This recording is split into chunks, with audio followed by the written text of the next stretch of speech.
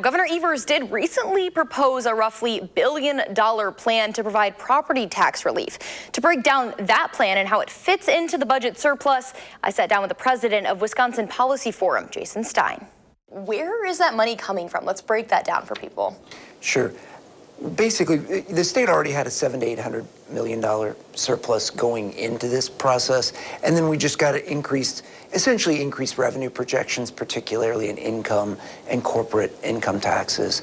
And so now none of this is money in the bank yet, because you still have to go through the budget process and see if the tax revenues come in as the new projections expect. Is it a possibility for it to be lower than projected? It could be higher, it could be lower. For example, if the economy unexpectedly went into recession. Political parties have mentioned they want to have some property tax relief. We saw the governor announce that plan, but I want to kind of paint this picture of what property taxes look like in Wisconsin. I know you guys have some research out about that. We essentially found that overall gross property taxes should increase by something like 5% on the December tax bill.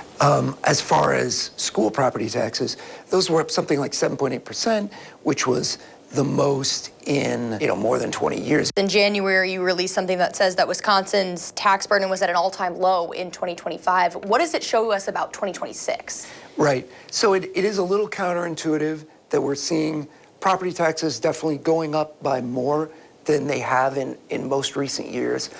But at the same time, when we look at the tax burden, which is sort of taxes as a share of people's income, so, taxes as a share of people's ability to pay them, those are at an all-time low in the state and local. In the recent state budget, there was very significant income tax cuts that were approved back in July. And so, the state officials really prioritized income tax cuts over holding the line on property taxes. And so even though the local taxes are going up, that's being offset to some degree by what's happening at the state level. And I mentioned this earlier in our conversation, but the governor is asking the state legislature to approve over $1 billion in property tax relief. How would that fit into the budget surplus? What the governor wants to do, he wants to increase state aid. He wants to increase state property tax credits, which are essentially just money that the state pays local governments, and that the local governments then do not charge that to taxpayers. So it's sort of a dollar for dollar offset of what the local taxes are. And then he also wants to put some money into property tax relief that shows up as a line on people's income tax return, their state income tax return. So those are some of the big things that the governor wants to do. We have to balance that against the budget back in July. The best we thought then was that the budget was would spend more than $1 billion in the second year. It would spend more than $1 billion more than what the state took in revenue. And so, the state was going to go from like a $4 billion general fund balance, balance in its main set of accounts, down to like an $800 million balance. So now we're not going all the way down to $800 million. We're only going down to roughly $2.5 billion, but we're still going down.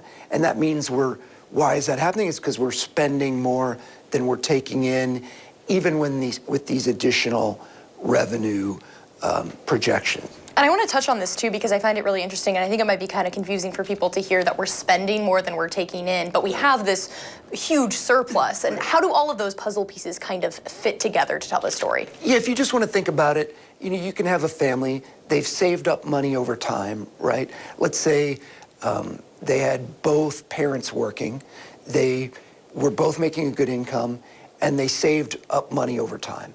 But then one of them cuts back on their hours at work, and they still have savings, but all of a sudden their expenses are greater than their income. So they still have savings, but now their savings are being reduced over time. And eventually that couple is going to have to do either that one of the parents is going to have to pick up more hours or another job, increase their income, or they're going to have to get that spending in line with what the income is now. So that's the position that the state is in. Thanks for taking the time to chat with us. Hey, my pleasure. That was a condensed version of our interview. You can find the full conversation up right now on channel3000.com.